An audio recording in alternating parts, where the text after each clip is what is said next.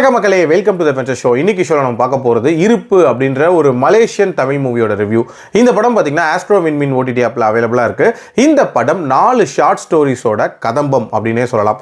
அதுலயும் இந்த 4மே ஹாரர் மையமா வச்சு அமைக்கப்பட்ட கதைகள் தான். பட் ஒண்ணுத்துக்கு ஒண்ணு கனெக்ஷன் அப்படின்ற மாதிரிலாம் இல்லவே இல்லை.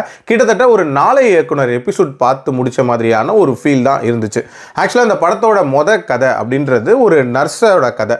அந்த நர்ஸ் ஒரு ஹாஸ்பிட்டல்ல ஒர்க் பண்ணிட்டு இருப்பாங்க. அதுல டி பிளாக் அப்படின்னு சொல்லப்படுற ஒரு பிளாக்கை பல வருஷங்களுக்கு அப்புறம் மட்டும் ஓபன் பண்ணிருப்பாங்க. அந்த பிளாக்ல இவங்களுக்கு நைட் டியூட்டி போடுவாங்க. அந்த நைட் டியூட்டின் போது இவங்க என்னென்ன மாதிரியான ஹாரரை ஃபேஸ் பண்றாங்க அண்ட் அங்க பேயா இருக்கக்கூடிய அந்த இன்னொரு நர்ஸ் யாரு அப்படின்ற மாதிரி நிறைய விஷயங்களை சொல்லக்கூடிய ஒரு ஹாரர் மூவி தான். இதுல எனக்கு பிடிச்ச விஷயம் அப்படின்றது ஸ்டார்டிங்ல அந்த ஹாரர் மொமெண்ட்ஸ் அப்படின்றது ரொம்ப சிம்பிளா ஜெனரேட் பண்ணியிருந்தாங்க. அதுலயும் ஒரு சில மொமெண்ட்ஸ் கேரியா இருந்துச்சு. பட் டுவர்ட்ஸ் தி எண்ட்லாம் கொஞ்சம் ஆர்டிஃபிஷியலா இருந்துச்சு அப்படின்னே சொல்லுவேன். பட் லாஜிக்கலா ஒரு எண்ட் கொடுத்து முடிச்ச ஒரு ஹாரர் மூவி, ஒரு சிம்பிளான ஹாரர் மூவி அப்படின்னே சொல்லுவேன். அடுத்ததா பாத்தீங்க அப்படின்னா 3 ஃப்ரெண்ட்ஸ் சேர்ந்து ஒரு அபார்ட்மெண்ட்ல போய் தங்குறாங்க. அங்க அவங்களுக்கு நடக்கக்கூடிய சம்பவங்கள்ன்ற மாதிரி கதை போகும். ஆக்சுவலா அந்த அபார்ட்மெண்ட்ல இதுக்கு முன்னாடி ஒரு பொண்ணு இருந்திருப்பா.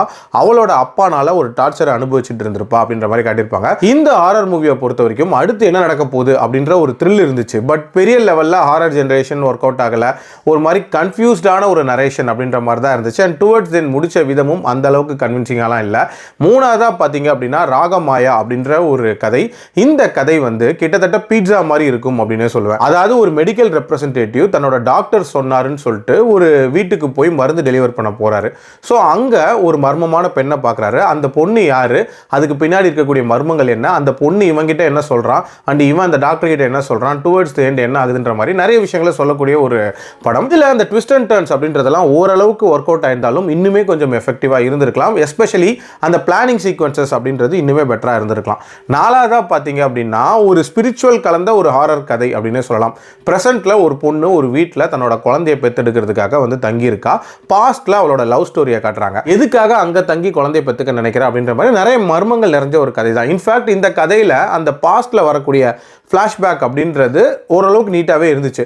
பட் டுவர்ட்ஸ் தி எண்ட் ஒரு மாதிரி ருத்ர தாண்டவம் மாதிரியான காட்சிகள்லாம் காட்டுவாங்க. அதெல்லாம் கொஞ்சம் செயற்கைத்தனமாக தான் இருந்துச்சு. ஓவரால் இந்த 4 கதைகள்லையுமே ப்ரொடக்ஷன் வேல்யூஸ் பெட்டராக இருந்திருக்கலாம், ஹாரர் ஜென்ரேஷன் பெட்டராக இருந்திருக்கலாம், ஏன் இன்னுமே எஃபெக்டிவாக த்ரில் எலிமெண்ட்ஸ் இருந்திருக்கலாம். பட் டீசெண்டான அட்டெம்ப்ட் அப்படின்னு தான் நான் பார்ப்பேன். என்னோட ரேட்டிங் என்ன அப்படின்னு பார்த்தீங்கன்னா 2.75 out of 5. ட்ரை பண்ணி பார்க்கணும்னா பாருங்கள். அடல் கண்டென்ட்லாம் இல்லை, தாராளமாக பார்க்கலாம். மீண்டும் அடுத்த விமர்சனத்தில் சந்திக்கிறேன். நன்றி.